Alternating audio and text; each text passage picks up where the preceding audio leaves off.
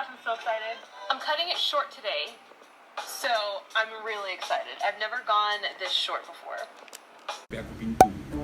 Tapi aku pintu. Tak boleh keluar, dia situ lah. Orang masuk dalam belakang dia. Lain macam tu.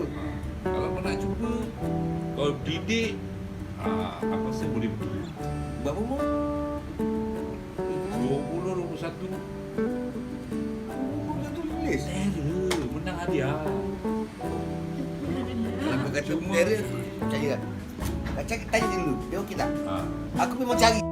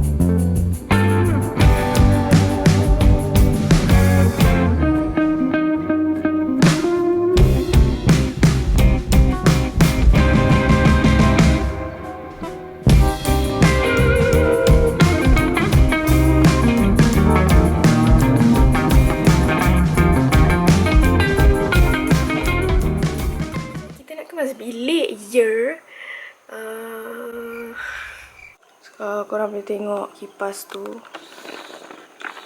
Kipas tu dah macam apa dah, ya Allah. It's disgusting, guys.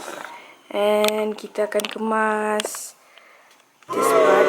This is all baju yang dah tak pakai dan baju yang orang bagi yang kita orang tak nak. Tu base bapak pun ada kat sini, I don't know why. And tu painting aku letak dia kat situ supaya hopefully selamat lah. So we're gonna clear this all stuff and gonna sort out this part juga, which is my working area. See, semua benda dah macam apa dah ni, aku tak tahu, sorry.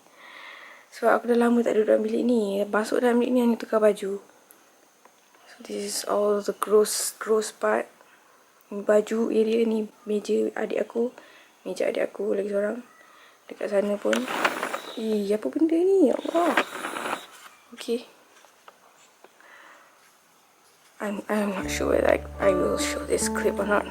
It's too disgusting. Okay, so as you guys know and as you guys don't know, aku ada banyak sangat baju.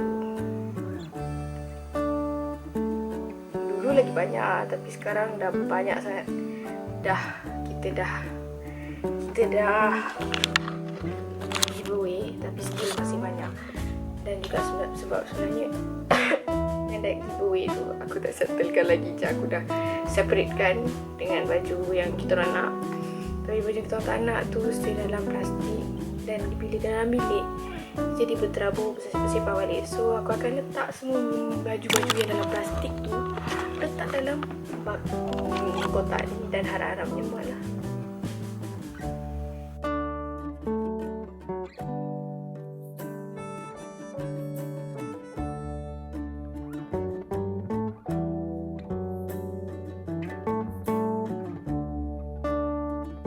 Aku malah dah record sebab aku rasa tak best. So tu je lah.